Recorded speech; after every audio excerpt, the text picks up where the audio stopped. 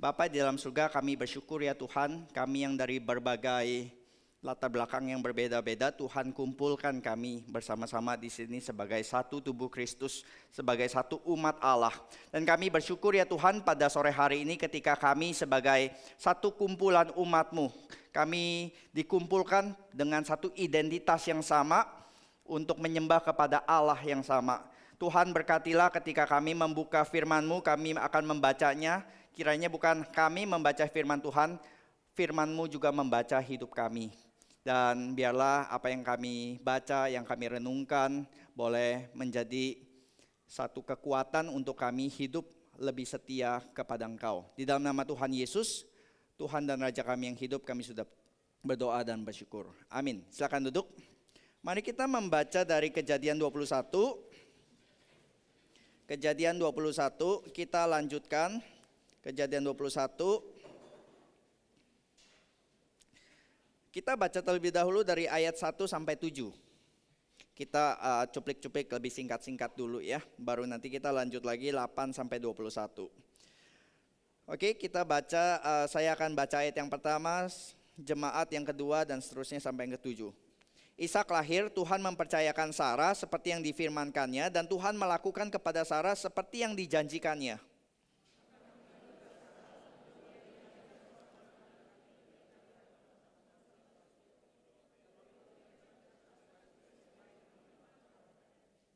Abraham menamai anaknya yang baru lahir itu Ishak, yang dilahirkan Sarah baginya.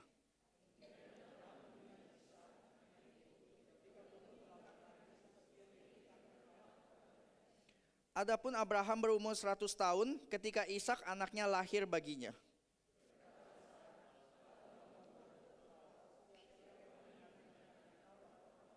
Lagi katanya, siapakah tadinya yang dapat mengatakan kepada Abraham, Sarah menyusui anak? Namun aku telah melahirkan seorang anak laki-laki baginya pada masa tuanya. Saudara, di sini ini satu akhirnya penggenapan.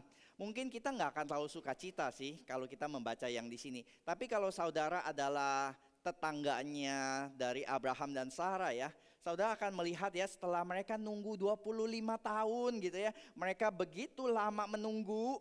Akhirnya pasal yang dinanti-nanti ini yang sangat diantisipasi, yang mereka terus berdoa, kapan Tuhan.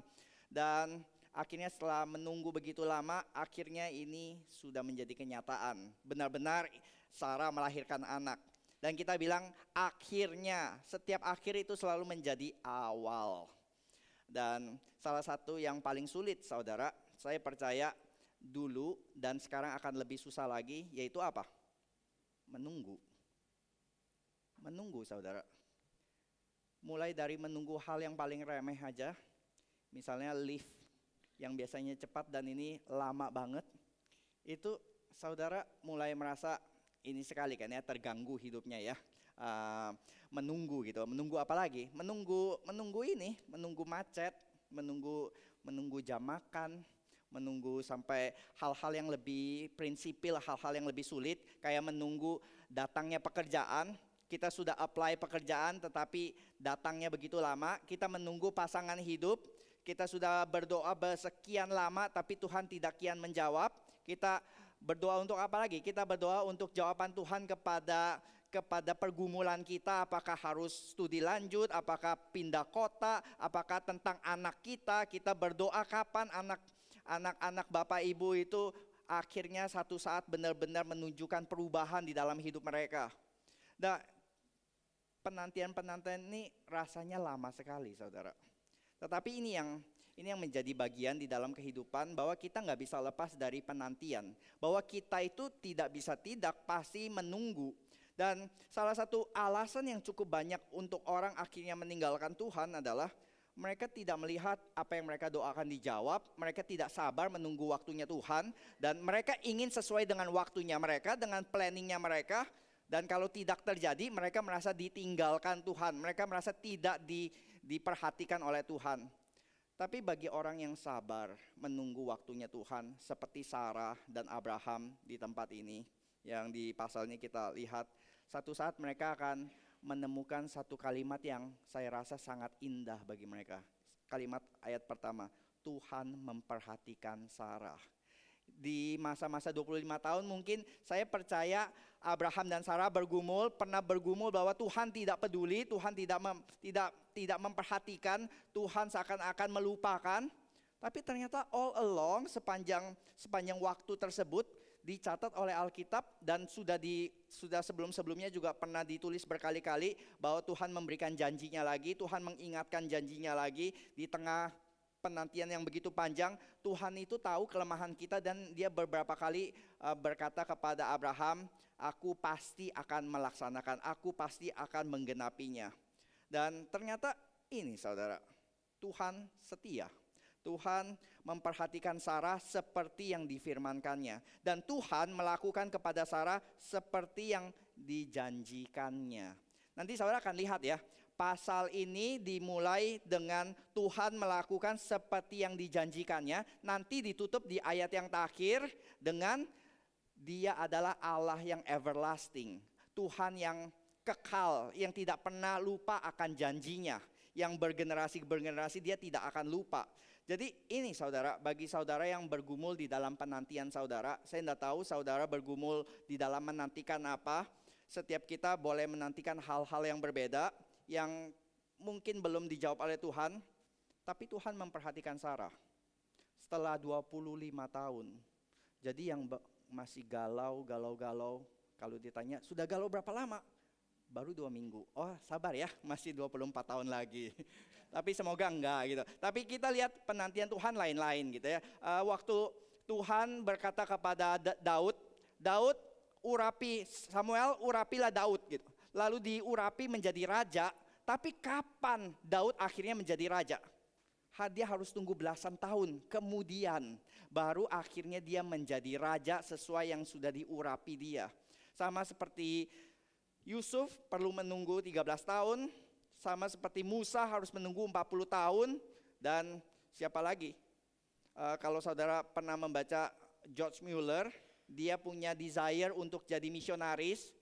Dan ternyata Tuhan tidak kabulkan. Tuhan suruh dia bikin panti asuhan terlebih dahulu. Sampai kapan? Sampai umur 80 tahun. Setelah dia retired, setelah dia akhirnya bisa menyerahkan tugas-tugas panti asuhan yang begitu besar, yang makin lama makin besar, dan dia bisa pensiun, dia serahkan itu kepada mantunya, dan sekarang dia bisa keliling. Kalau dulu waktu masih muda dia berpikir dia bisa, tapi Tuhan terus tutup jalan. Tapi setelah umur 80, setelah begitu banyak pengalaman, begitu banyak hal yang bisa di-sharingkan tentang kesetiaan Tuhan, setiap tempat dia pergi penuh dengan orang yang begitu haus akan firman Tuhan. Dan dia akhirnya jadi misionaris berapa lama? 13 tahun, sampai umur 90-an.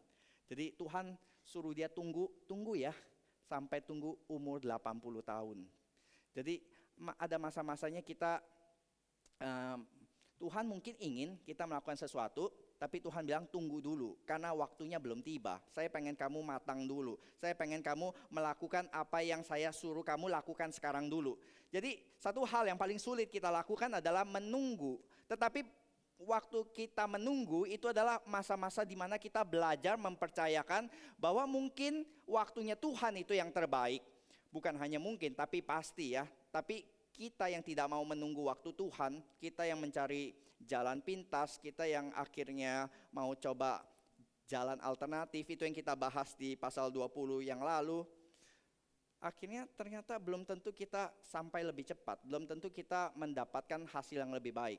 Kemarin saya pulang dari Puncak, habis pimpin retret di Puncak, salah satu sekolah. Lalu saya sorenya itu ada pimpin pemuda lagi di Kelapa Gading. Lalu saya pergi jam 11 gitu. Lalu ternyata waktu mau turun ke Jakarta lagi buka tutup ya, saudara ya. Semuanya lagi yang naik semua gitu. Lalu saya tanya, ini sampai kapan? Oh paling cepat jam 2 Pak. Bapak tunggu aja sampai jam 2. Terus nanti kalau macet lagi, ini bisa tiba-tiba nggak khotbah gimana ini? Kalau telat bagaimana gitu?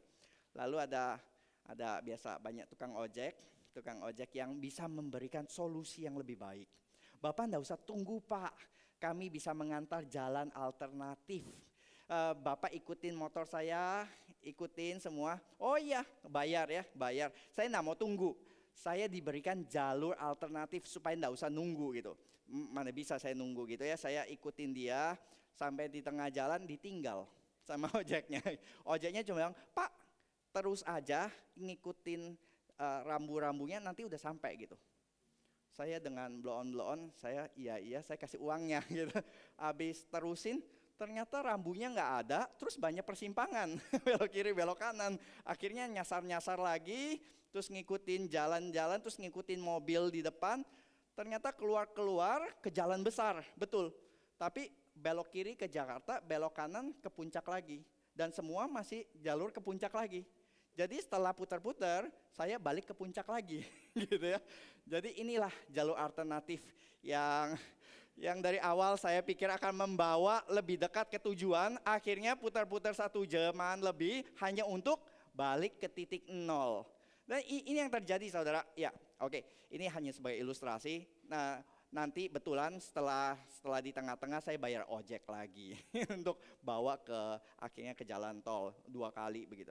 Tapi ini ya kan ya, saudara tahu ya, seringkali ini jalan alternatif ini bukannya membawa kita lebih dekat kepada tujuan, tapi justru bikin kita makin jauh daripada kehendak Tuhan. Itu yang kita bahas ketika si Sarah tidak sabar menunggu waktu Tuhan dan mengambil Hagar membawa jalur alternatif, membantu Tuhan dan akhirnya keluar Ismail.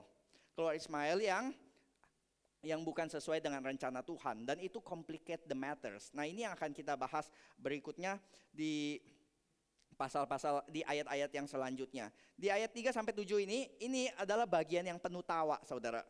Kita lihat Ishak itu artinya dia tertawa.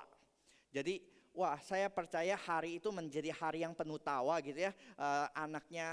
Anak bayinya lahir, lalu si Sarah dengan begitu sukacita, Allah telah membuat aku tertawa, setiap orang yang mendengarnya akan tertawa karena aku. Ini kesan positif ya saudara.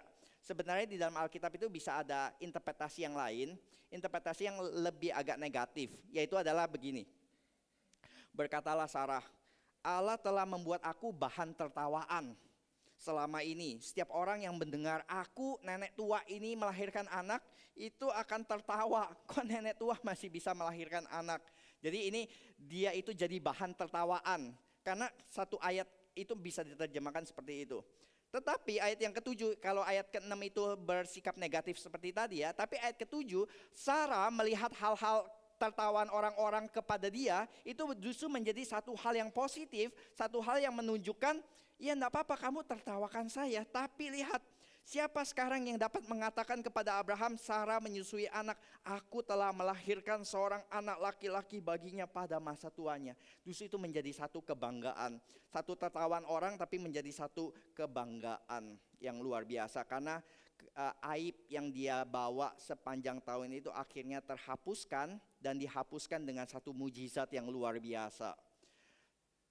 Persis dengan bacaan Mazmur 126 yang tadi kita baca bersama-sama. Siapa yang menabur dengan air mata akan menuai dengan sorak-sorai dan penuh tawa. Jadi ini adalah bagian yang penuh tawa. Tapi ayat ke-8 sampai 21 itu bagian yang penuh nestapa. Bagian yang penuh kesulitan saudara. Mari kita baca ayat yang ke-8 sampai ke-21. Bertambah, saya akan baca ayat yang ke-8, jemaat ke-9 seterusnya. Abraham mengusir Hagar dan Ismail. Bertambah besarlah anak itu dan ia disapi. Lalu Abraham mengadakan perjamuan besar pada hari Ishak disapih itu.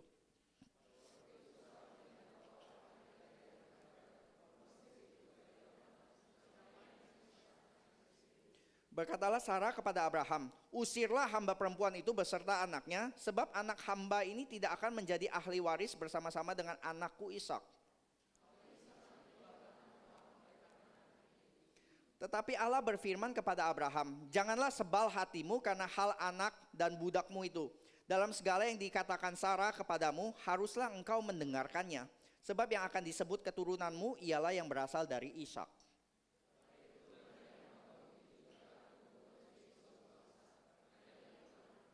Keesokan harinya pagi-pagi Abraham mengambil roti serta sekirbat air dan memberikannya kepada Hagar. Ia meletakkan itu beserta anaknya di atas bahu Hagar, kemudian disuruhnyalah perempuan itu pergi. Maka pergilah Hagar dan mengembara di padang gurun Barsheba.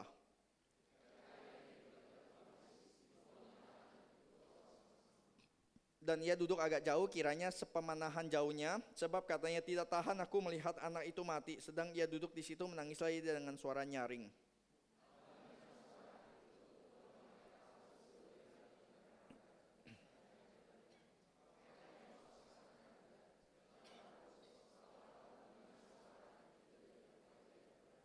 Bangunlah, angkatlah anak itu dan bimbinglah dia, sebab aku akan membuat dia menjadi bangsa yang besar.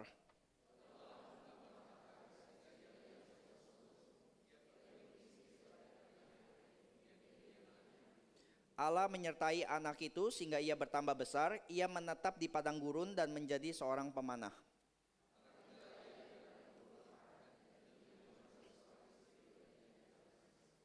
Iya, saudara, di sini sekali lagi kita bisa melihat pattern yang terus-menerus muncul di dalam kitab Kejadian ya. Satu pola yang terus berulang, yaitu pola apa? Pola perseteruan kakak dan adik yang dimulai dari Habel dibunuh oleh kakaknya Kain, dan nanti ditutup oleh saudara-saudara Yusuf ingin membunuh Yusuf.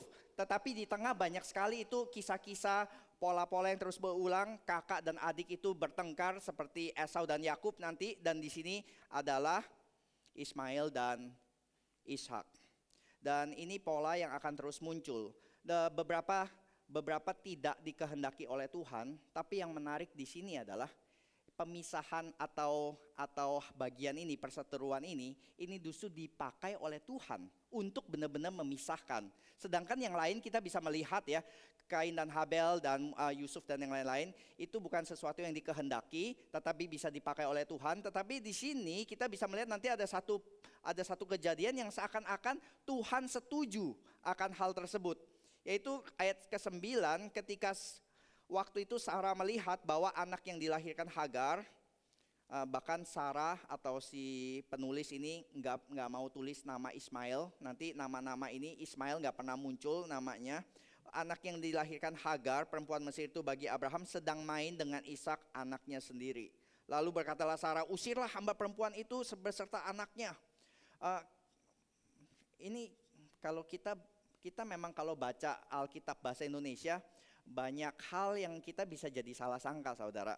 Karena memang di dalam penerjemahan ada ayat-ayat, ada kata-kata yang nggak ada padanannya di dalam bahasa Indonesia secara plek-plek gitu ya, secara akurat. Tetapi ada juga memang karena berdasarkan penafsiran. Jadi kalau yang di sini ya saudara, di dalam bahasa Inggris atau di dalam bahasa aslinya, sedang main dengan Ishak, itu bukan lagi main tembak-tembakan, lagi main kuda-kudaan, bukan petak umpet, bukan saudara, sampai bikin mamanya marah, bukan juga. Ini bisa diterjemahkan, ada yang menerjemahkan ini, ada yang mungkin ada kesan seksual bahwa dia sedang sedang ditindas. Tapi sebagian besar ahli Alkitab tidak melihat di dalam hal itu, tapi melihatnya adalah di sini kata main itu ya saudara, kata main itu diterjemahkan dalam bahasa Inggris itu mocking atau mengejek, menghina, menindas dengan ringan. Dan akar kata di dalam bahasa Ibraninya itu akar katanya sama dengan Ishak. Jadi kalau di bahasa Inggris kan ya diterjemahkan itu Ismail itu isaking Ishak. Dia sedang mengisahkan Ishak gitu. Ini akar katanya sama walaupun ada sedikit pergantian. Dan kita bisa lihat insiden ini itu dipakai si Sarah itu untuk mengusir Hagar dan Ismail. Kenapa? Karena di matanya Sarah mereka akan menjadi ancaman kepada Ishak sang anak janji, anaknya sendiri ini. Seakan-akan ketika Ismail sedang isak-isakan dengan Ishak, itu dia sedang mengambil peran dan posisinya si Ishak. Bahwa dia ini anak hamba, tapi dia berlaku seolah-olah dia itu anak pewaris janji. Dan sebagai mama asli, mama yang ini ya si Sarah gitu, dia tentu sangat khawatir tentang hal tersebut. Dan dia berkata, usirlah hamba ini. Kenapa? Sebab anak hamba ini tidak akan menjadi ahli waris bersama-sama dengan anakku Ishak. Dan hal itu sangat menyebalkan Abraham oleh karena anaknya itu. Nah ini kata ini juga kurang helpful juga, kurang membantu juga ya, sangat menyebalkan. Kalau di dalam bahasa aslinya itu, Abraham memandang hal itu jahat. Jahat. Apa yang diusulkan oleh si Sarah itu di mata Abraham itu jahat. Kenapa saudara? Kita bisa sangat yakin karena saat itu ketika orang diusir ke padang gurun hanya satu kemungkinan, yaitu mati di padang gurun. Dan Abraham tahu hal itu. Karena itu ya, si Abraham sangat tahu konsekuensinya. Kalau diusir ke padang gurun itu berarti mati. Dan ini bukan pertama kali si Hagar diusir. Dulu sebelum anaknya lahir waktu hamil dan dia mengesalkan, dan Hagar juga diusir oleh si Sarah. Ini hambamu ini nih, waktu tahu hamil sudah ngelunjak. Dan Abraham dengan gampang, dia kan hamba lu kan, cuci tangan gitu, hamba lu kan, silakan lu usir aja gitu. Waktu itu dengan gampang Abraham itu ngusir aja gitu. Tapi sekarang hal itu sangat bebannya berat. Kenapa saudara? Ya karena kita tahu Abraham ini sudah menjadi seorang ayah yang membesarkan Ismail. Di sini diperkirakan umur 16 tahun ya. Hari-harinya dihabiskan dengan Ismail. Mungkin dia mengajari berladang, mengajari beternak kepada Ismail. Ismail menjadi paupainya Abraham selama 16 tahun ini. Dan sekarang diusulkan untuk diusir pergi dan mati sebagai konsekuensi. Dan tentu hal itu sangat mengesalkan ya, dan sangat dipandang jahat ya sebagai seorang ayah begitu. Dan kata usirlah itu ya kata yang benar-benar sama seperti yang sering dipakai ketika Firaun mengusir bangsa Israel keluar ke padang gurun. Jadi ini yang kita bisa lihat ya, mestinya ya si Abraham itu akan mendisiplinkan Sarah dan berkata ya, lu nggak boleh egois begitu dong Sarah. Lu harus berbagi, tenang aja ya, lu akan ku berikan ahli warisnya tetap kok sama seperti ini. Tapi yang ini ya istri si Hagar ini tetap bersama-sama dengan kita. Tapi sebelum respon Abraham dicatat sedikit pun, kita enggak tahu apa yang menjadi respon Abraham, cuma dicatat feelingnya Abraham, enggak dicatat tulisan atau perkataan Abraham, tetapi yang dicatat adalah perkataan Allah. Allah berfirman kepada Abraham, janganlah sebal hatimu karena hal anak dan budakmu itu. Dalam segala yang dikatakan Sarah kepadamu, haruslah engkau mendengarkannya. Sebab yang disebut keturunannya ialah yang berasal daripada Ishak. Tuhan, coba Tuhan, ulang lagi Tuhan. Gini ya, terakhir kali ya Abraham, jangan suruh gua ulang-ulang lagi. Misalnya gitu ya. Janganlah sebal hatimu dalam segala hal anak dan budakmu, haruslah engkau mendengarkannya. Dengarkan kata Sarah Tuhan. Terakhir kali saya dengarkan kata dia untuk ambil Hagar, dimarahin sama Tuhan. Loh sekarang Tuhan suruh dengarkan kata Sarah. Yang mana sih Tuhan? Harus dengar kata istri atau enggak usah dengar kata istri? Suami-suami, menurut suami harus dengar kata istri atau enggak? Siapa yang berkata harus? Enggak ada di sini ya. Saya berkata enggak berani angkat juga ya saudara. Gitu. Iya, jawabannya adalah tergantung kan ya. Tergantung bahwa apa yang menjadi kehendak Tuhan. Kadang-kadang perkataan istri bisa dipakai oleh si jahat untuk melanggar perintah Tuhan, untuk menjauhkan kita dari kehendak Tuhan. Tapi di satu sisi seperti yang di sini, apa yang dikatakan oleh Sarah sesuai dengan kehendak Tuhan. Walaupun kita tahu di sini ya, ini Ismail tidak akan berbagian di dalam warisan bersama-sama dengan Ishak seperti yang Allah katakan itu bukan karena iri hatinya, marah-marah, kebencian hati Sarah, kesempitan hati Sarah. Bukan karena itu motivasi yang salah. Kita percaya bahwa yang dilakukan oleh Sarah ini adalah untuk memproteksi anaknya sendiri, kesempitan hatinya sendiri, kebenciannya kepada Hagar. Tetapi kenapa Tuhan approve? Kenapa Tuhan setuju dengan apa yang dilakukan Sarah? Karena yang dikatakan oleh Sarah itu sesuai dengan rencana awal Tuhan. Bahwa Tuhan memang sudah menetapkan jalur janji berkat Allah itu lewat jalurnya Ishak. Jadi ini salah satu contoh lagi. Ada satu penulis ahli Alkitab yang menulis, inilah contoh Tuhan memakai motivasi yang salah dari manusia untuk mencapai maksudnya yang murni. Bahwa seringkali itu ya, Tuhan di dalam kebesaran hatinya ya, di dalam mungkin forbearance-nya ya, di dalam kemengertiannya akan manusia yang nggak pernah bisa motivasinya 100% murni. Tetapi Tuhan akan pakai perkataan-perkataan atau bahkan tindakan-tindakan manusia yang tidak 100% murni itu untuk menggenapi kehendaknya. Maka seringkali di satu sisi kita tahu ya saudara, bahwa tindakan kita, perkataan kita itu harus didasarkan oleh motivasi semurni mungkin. Tapi kita nggak pernah benar-benar yakin juga atau benar-benar bisa yakin 100% bahwa motivasi kita itu murni-murni juga gitu. Tapi itu juga bisa dipakai oleh Tuhan. Di dalam kisah Gideon kita bacakan ya, bahwa dia itu berkata, jangan jadikan aku raja.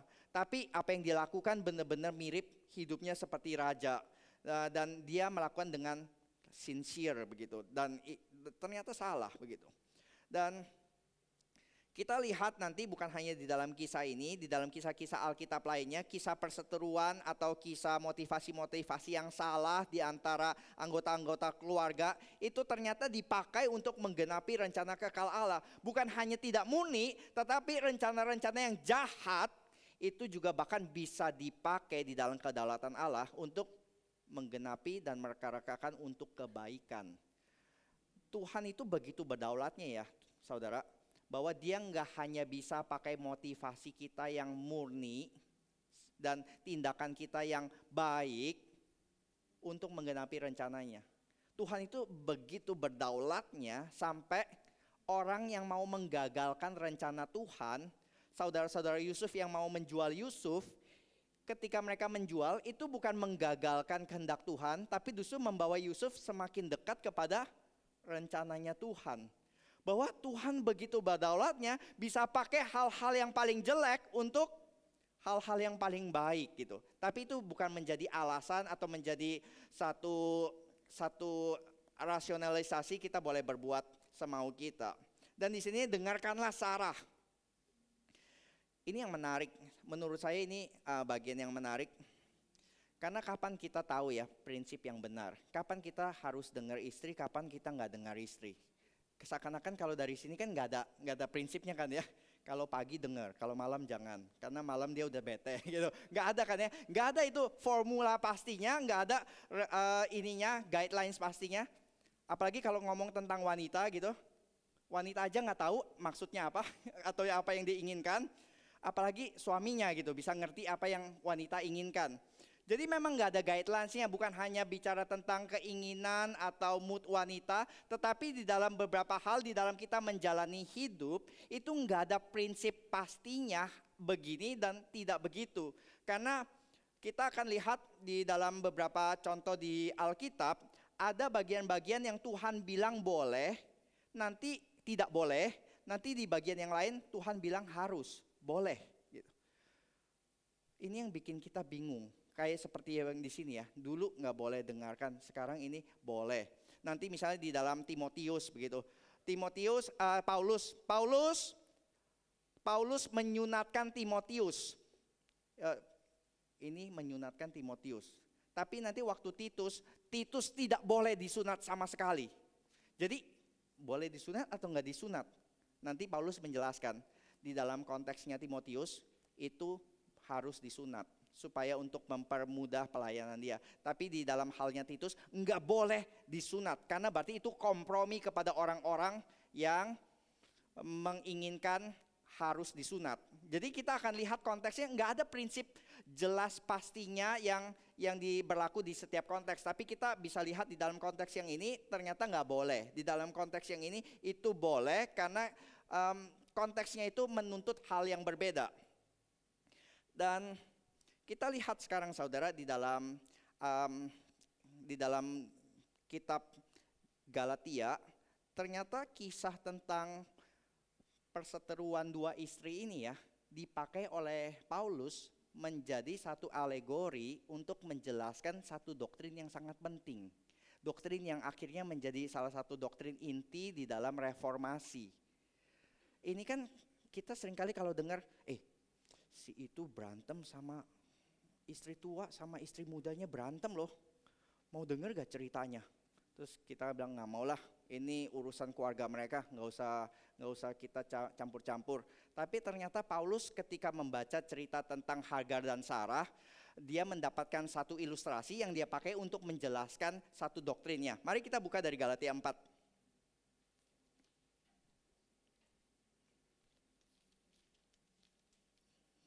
Judulnya aja Hagar dan Sarah. Galatia 4 ayat 21 sampai 31.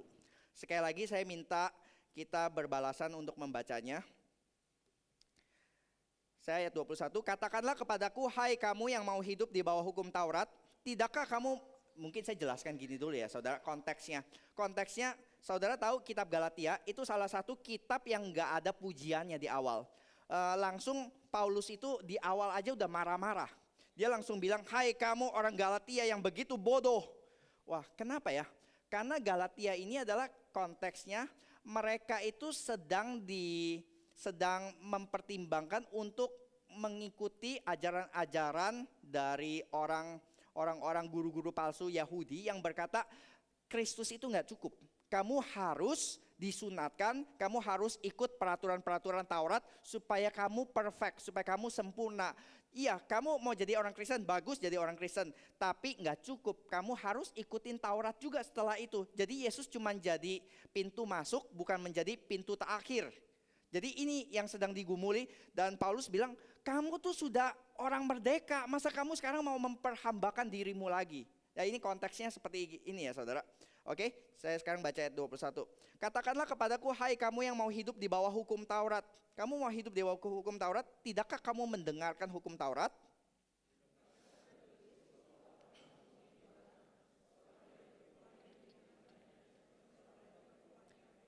Tetapi anak dari perempuan yang menjadi hambanya itu diperanakan menurut daging, dan anak dari perempuan yang merdeka itu oleh karena janji.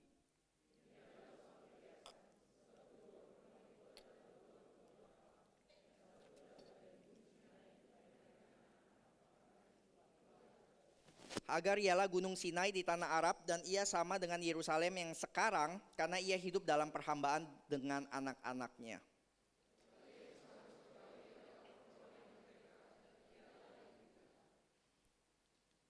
Karena ada tertulis, bersukacitalah hai si mandul yang tidak pernah melahirkan, bergembira dan bersorak-sorailah hai engkau yang tidak pernah menderita sakit bersalin. Sebab yang ditinggalkan suaminya akan mempunyai lebih banyak anak daripada yang bersuami.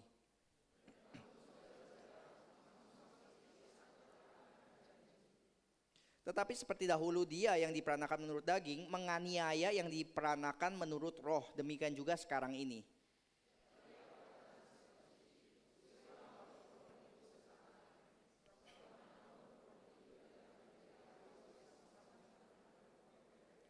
Karena itu saudara-saudara, kita bukanlah anak-anak hamba perempuan, melainkan anak-anak perempuan merdeka. Saya akan coba jelaskan ayat demi ayat saudara di sini supaya kita bisa lihat ya bagaimana Paulus memakai kisah ini sebagai perumpamaan, sebagai alegorinya, penjelasan.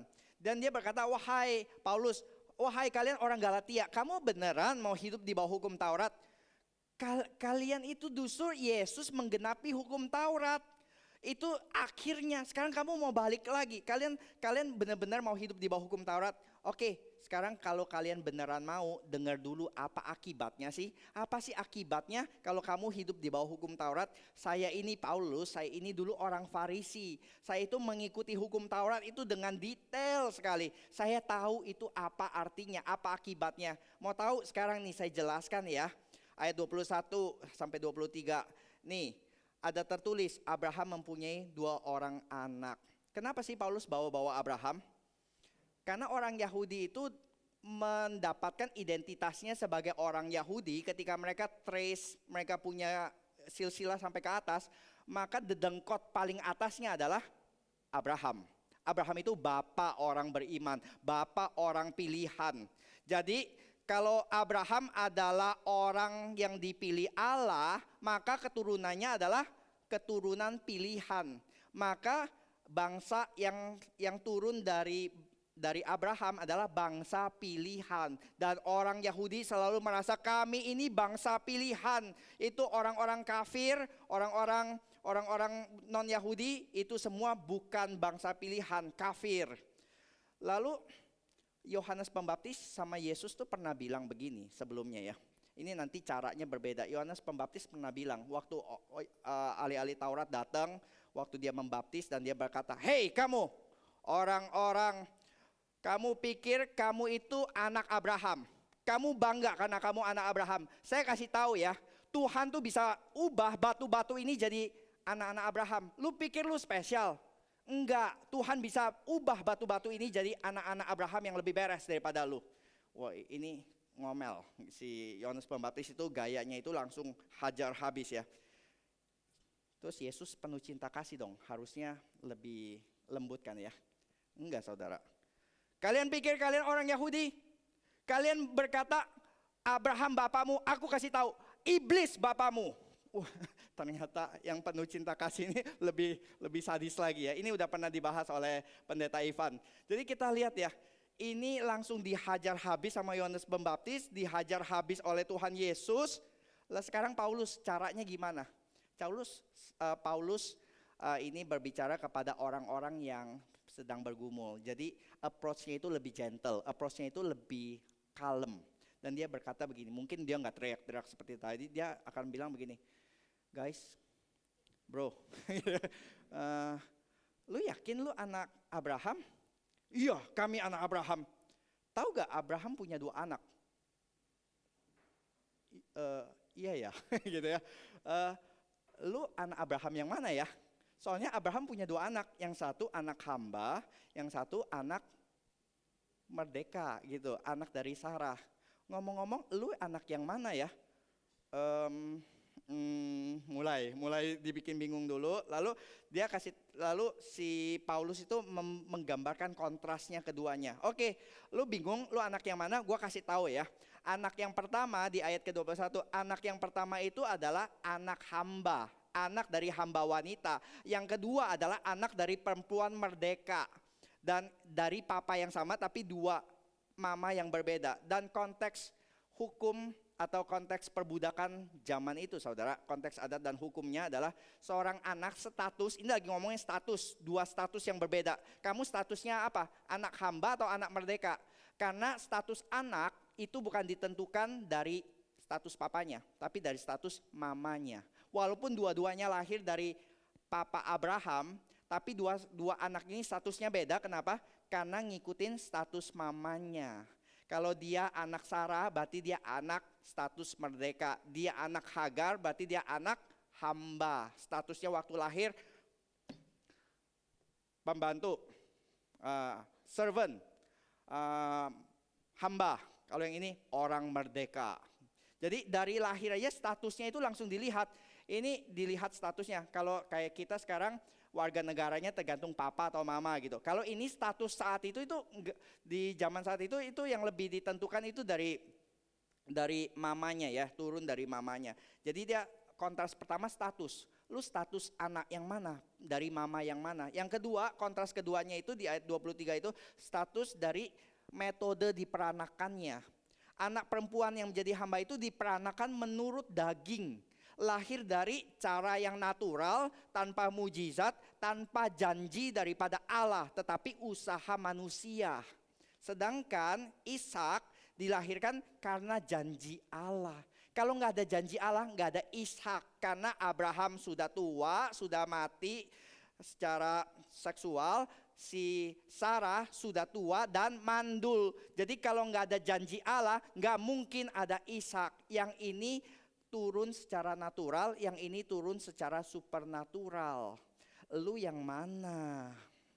Lalu Paulus menjelaskan kontrasnya lagi, itu dengan alegori gitu ya. Dia bilang di ayat ke-24, ini adalah suatu kiasan, sebab kedua perempuan itu adalah 2 ketentuan Allah. Yang satu berasal dari Gunung Sinai, berarti apa? Hukum Taurat 2 loh batu diturunkan di Gunung Sinai. Dan itulah Hagar, anak-anak perhambaan. Lalu Dengan metode penafsiran alegoris ini ya, ini saya mesti jelaskan agak sedikit berbeda dengan metode penafsiran alegoris dari bapak-bapak gereja Origen, Agustinus yang kita tidak setuju. Karena metode alegoris penafsiran mereka itu biasa menganggap fakta-fakta historis dari cerita itu nggak penting, sekunder atau bahkan nggak penting. Yang penting apa? Arti-arti tersembunyi yang bahkan sama sekali nggak ada hubungannya dengan teks dari sini, dan itu yang dianggap penting. Sedangkan enggak, di sini Paulus tetap memakai cerita ini dialegorikan tetapi tetap setia kepada fakta historisnya. Lalu Paulus di ayat ke-24 menggambarkan mereka dengan dua kontras lagi, yaitu apa? Yaitu dengan covenant. Yang pertama itu covenant Gunung Sinai, itu Taurat. Sedangkan si Sarah itu berarti covenant anugerah.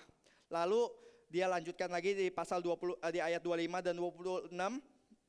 Kontras antara Hagar dan Sarah itu seperti dua Yerusalem yang beda. Loh, Yerusalem kok beda? Iya, ada dua Yerusalem. Yang satu adalah Yerusalem yang sekarang. Ini di zamannya Galatia ya, di zamannya Paulus tulis. Yerusalem sedang diperbudak oleh bangsa Romawi.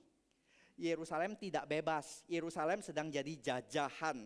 Yerusalem yang sekarang itu secara politik sedang dijajah oleh Romawi, secara spiritual dan keagamaan sedang diperhamba oleh orang-orang yang menyembah kepada Taurat.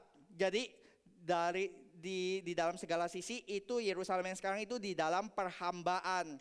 Sedangkan Sarah itu Yerusalem surgawi, ibu dari anak-anak janji. Kota surgawi yang nanti akan turun satu saat di Wahyu 21 ayat kedua. Yerusalem yang surgawi. Jadi ini dua perbandingan, Yerusalem sekarang dengan Yerusalem surgawi. Lalu setelah menjelaskan dengan demikian, baru sekarang akhirnya personal application-nya. Oke, aplikasinya apa Paulus? Aplikasinya di ayat ke-28 sampai 31 ini ya, 4 ayat ini dia bikin 3 aplikasi, 3 perbandingan lagi dan 1 konklusi nanti di ayat paling terakhir. Yang pertama dia bilang begini, oke, setelah kalian ngerti kontrasnya semua ini, kalian kan orang Kristen. Ini kan lagi nulis kepada jemaat Galatia ya, kalian kan orang Kristen.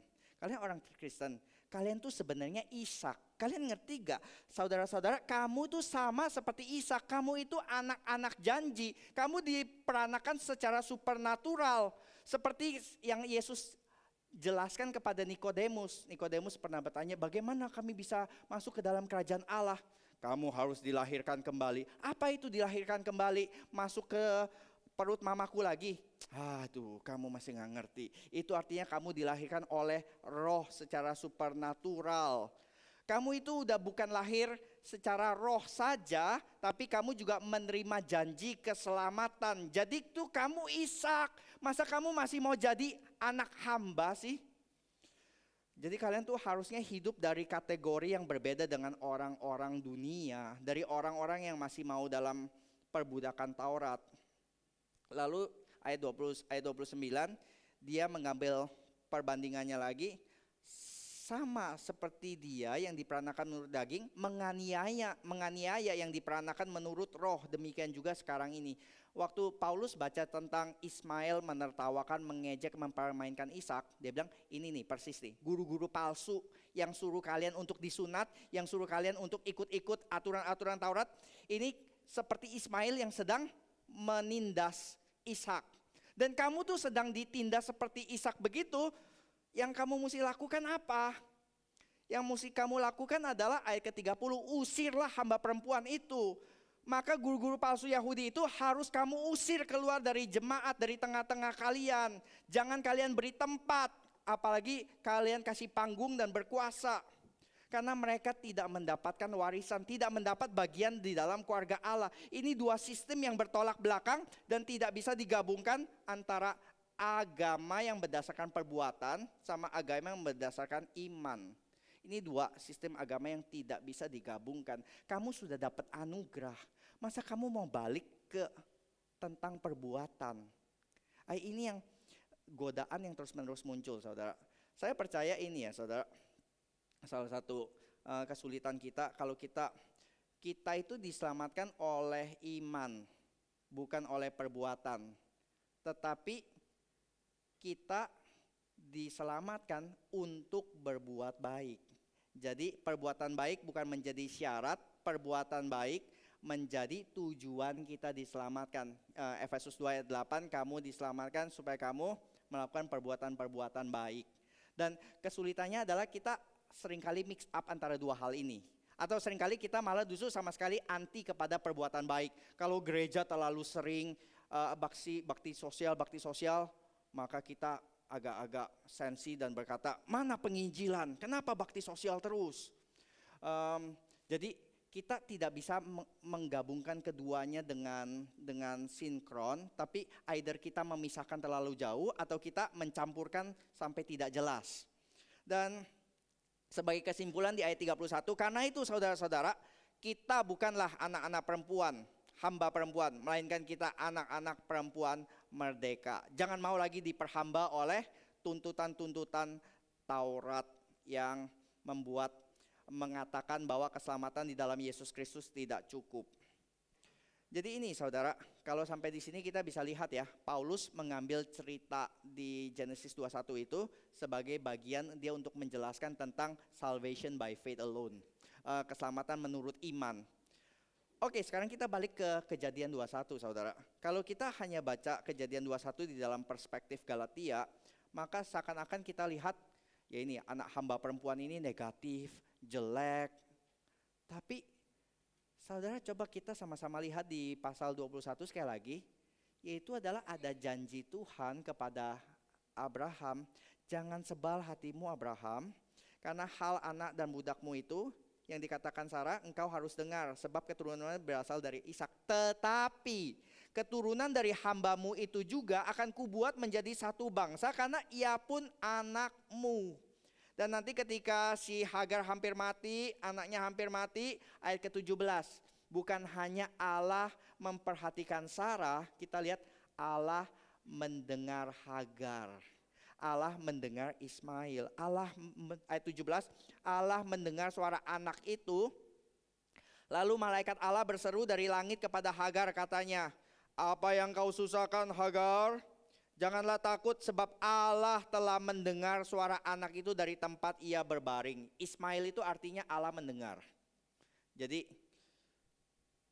begini ya. Allah Ismail, suara Ismail di tempat ia berbaring. Jadi Allah mendengar Ismail ketika dia mengerang di tengah-tengah sekaratnya kurang air tersebut. Bangunlah, angkatlah anak itu dan bimbinglah ia, sebab aku akan membuat dia menjadi bangsa yang besar. Lalu Allah membuka mata Hagar dan ayat ke-20. Ayat 20. Dicatat apa saudara? Allah menyertai anak itu. Jadi memang sih saudara, ini kan Hagar itu orang Mesir ya. Di sepanjang kitab Kejadian, Mesir itu selalu digambarkan sebagai negatif. Karena kitab ini kan ditulis untuk pembacanya yang menghadapi orang-orang yang dibebaskan dari Mesir. Mereka sedang bergumul, setiap kali mereka mengalami kesulitan, kami mau kembali ke Mesir. Lalu setiap kali dibilang, no, jangan kembali ke Mesir. Tetap berjuang menuju ke tanah Kanaan, berjuang ke sana. Maka Mesir selalu digambarkan negatif. Tetapi saudara, walaupun di tengah-tengah ada motif love and hate antara Israel dan Mesir, setiap kali kelaparan Israel pergi ke Mesir, tapi kita juga melihat Mesir dipakai Tuhan untuk memelihara bangsa Israel. Walaupun nanti Mesir juga menindas bangsa Israel. Tapi bukan hanya kisah tentang Israel ditindas oleh Mesir. Di 21 kita membaca Mesir ditindas oleh Israel. Jadi saling menindas juga ternyata. Dan tetapi di tengah-tengah ini ya, siapa menindas siapa, ini kadang-kadang menindas ini, Sarah menindas Hagar, Israel menindas Mesir, terus nanti di Keluaran Firaun menindas Israel. Tapi setidaknya di pasal 21 ini kita melihat ada satu cerita yang konsisten. Apa yang konsisten? Yang konsisten adalah ini, ada Tuhan yang konsisten. Konsisten di mana Tuhan? Membela orang yang lemah, orang yang terinjak-injak. Walaupun yang diinjak-injak itu bukan umat Allah. Walaupun yang diinjak-injak itu orang Mesir, Hagar dan anaknya diinjak-injak. Tapi Tuhan mendengarkan mereka. Ini yang seringkali ditulis nanti di jeritan atau teriakan atau teguran dari para nabi. Engkau bangsa Israel, kamu bukan hanya melupakan Tuhan, kamu beribadah kepada Allah-Allah yang lain, tapi teguran yang gak kalah pedesnya dari setiap nabi-nabi adalah kamu menindas orang-orang miskin. Kamu menjual mereka demi sepatu. Kamu melupakan hak-hak janda-janda dan orang-orang miskin. Seringkali kita hanya memperhatikan aspek religiusnya, tapi kita lupa aspek sosial, dosa-dosa sosial kita. Dan saya rasa ini boleh jadi satu perenungan buat kita. Kita seringkali menilai kerohanian kita dari mana. Saudara kalau nilai, gimana kerohanian saudara, misalnya kalau di dalam konseling, oh bagus Pak, saya doa setiap hari, saya baca renungan setiap hari. Kita menilai tingkat kerohanian kita hanya dari doa dan baca Alkitab, tetapi nabi-nabi berkata, lalu apa yang kamu perbuat dengan orang-orang miskin? Apa yang kamu perbuat dengan orang-orang lemah? Apakah kamu memperhatikan hak-hak mereka? Kamu sudah lakukan apa bagi mereka? Enggak ada sama sekali. Maka Nabi akan berteriak lagi, kamu harus bertobat. Wah, itu satu pertobatan yang kita tidak pernah sadar, saya rasa di sini ya. Tapi di sini ada satu cerita yang konsisten. Kisah ini bukan kisah tentang keteladanan Abraham yang pasti, bukan belajar dari teladannya Sarah juga, pasti bukan. Bukan keteladanan tentang Hagar, bukan. Tapi tokoh utama dari pasal 21 ini adalah Tuhan yang setia kepada janjinya kepada Sarah, memberikan anak seperti yang dia janjikan, tapi juga dia setia kepada janjinya kepada Hagar. Walaupun Hagar itu orang asing, walaupun dia itu ditindas di sini. Dan tadi kita sudah baca ya, Allah menyertai anak itu. Dan ini kalimat yang sama di ayat 22 ketika berkata kepada Abraham, Allah menyertai engkau dalam segala sesuatu yang engkau lakukan. Maka di cerita selanjutnya perjanjian Abraham dengan Abimelek, ini kita akan lihat dengan singkat kontras sekali bahwa di satu sisi dia orang paling dekat dari Abraham disuruh keluar, diusir keluar. Tapi di ayat yang selanjutnya ayat 22 sampai 34 itu ada kisah Raja Abimelek, Raja Gerar tempat Abraham tinggal, yang di situ malah dia datang untuk membuat perjanjian. Ini seperti kisah yang kita baca atau satu Proverbs yang kita baca, orang yang setia kepada Tuhan, Tuhan akan membuat musuhnya pun berdamai dengan dia.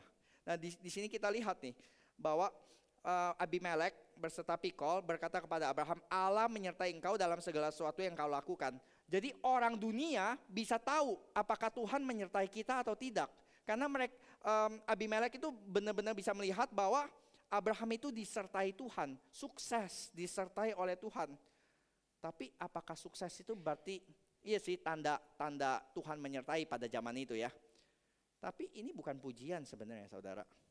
Karena ayat 23 selanjutnya adalah, oleh sebab itu bersumpahlah kepadaku di sini demi Allah bahwa engkau tidak akan berlaku curang kepadaku atau kepada anak-anakku atau kepada cucu cicitku sesuai dengan persahabatan yang kulakukan kepadamu, demikianlah harus engkau berlaku kepadaku dan kepada negeri yang kau tinggali sebagai orang asing.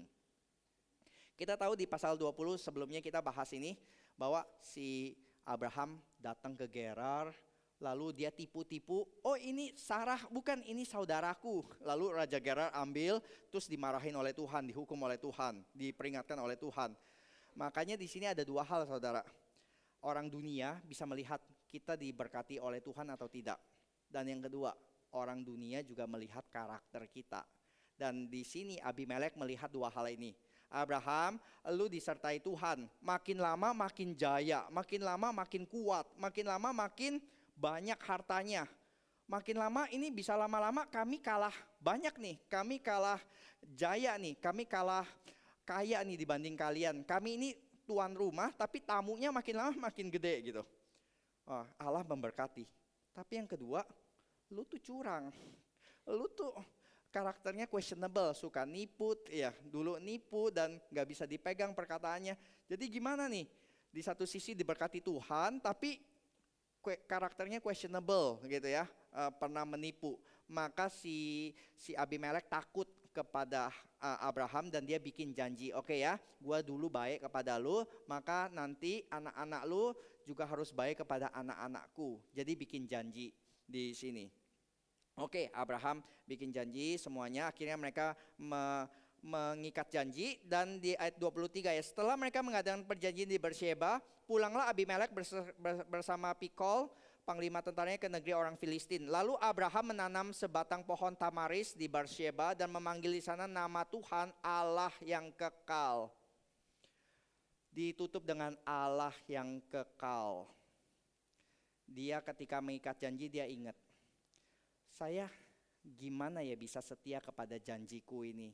Bisa nggak ya saya setia kepada janjiku? Saya janji kepada Tuhan aja sering bolong-bolong. Nanti bagaimana saya bisa menafsirkan janjiku kepada Abimelek? Lalu dia teringat sepanjang 25 tahun Tuhan tidak pernah lalai menepati janjinya. Lalu ketika dia membuat itu ya, memanggil nama Tuhan, dia memanggil nama Tuhan sebagai Allah yang kekal, the everlasting God. Di mana? Di Beersheba. Buat saudara, Beersheba enggak berarti apa-apa. Tapi buat orang Israel itu satu kota yang sangat penting. Karena setiap kali bangsa Israel diukur, seperti kita bilang dari Sabang sampai Merauke, Indonesia itu apa? Dari Sabang sampai Merauke, begitu kan ya? Kalau Israel bilangnya apa? Dari Dan sampai Beersheba. Dan itu kota paling utara, Beersheba itu kota paling selatan, ujung atas sama ujung bawah. Dan nanti kami sedang bahas kitab Hakim-Hakim, kota Dan itu kota yang dikenal ketika Yeroboam membuat patung lembu emas. Jadi kota paling utara dikenal sebagai kota tempat penyembahan berhala, tempat di mana Allah itu digantikan oleh anak lembu emas. Sedangkan kota paling bawah itu kota Beersheba, kota di mana nama Allah diingat sebagai the everlasting God. Kita bisa lihat ada dua yang di sini. Sekali lagi ini juga boleh menggambarkan ada dua macam posisi, ada dua macam status, yaitu adalah orang yang meninggalkan Tuhan dan orang yang terus berpegang kepada janji Tuhan, Allah yang kekal, bahwa di dalam penantian kita Tuhan pasti menggenapi janjinya. Ini satu pengharapan bagi kita yang berharap. Ini pengharapan dan penghiburan bagi kita yang terus menantikan kapan Tuhan jawab doa saya. Jawabannya adalah Tuhan Allah yang kekal itu akan menjawab sesuai waktunya, sesuai waktu Tuhan, dan dia tidak akan pernah lalai. Mari kita berdoa.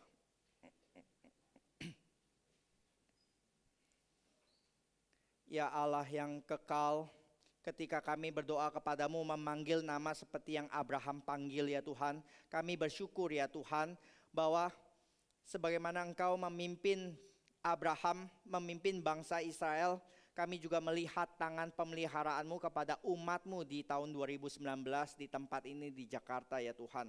Bahwa Engkau terus berkarya di sepanjang zaman.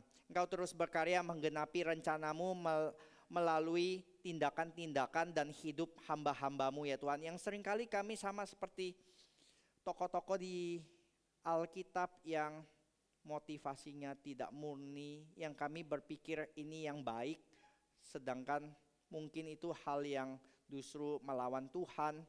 Ketika kami melihat segala sesuatu hanya dari kacamata yang sempit, tapi sekarang kami boleh diperlihatkan ya Tuhan bahwa Engkau lebih dari sekedar prinsip, Engkau lebih dari sekedar teori dan formula.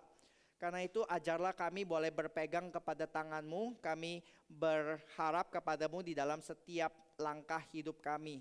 Tuhan berkatilah apa yang sedang kami nantikan, kami sedang bergumul, kiranya Tuhan sesuaikan pergumulan kami itu agar kami boleh melihatnya sebagai bagian di dalam rencana kekal Tuhan.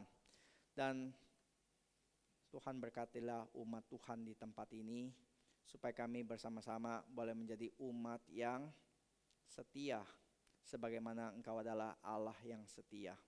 Di dalam nama Tuhan Yesus kami sudah berdoa dan bersyukur. Amin.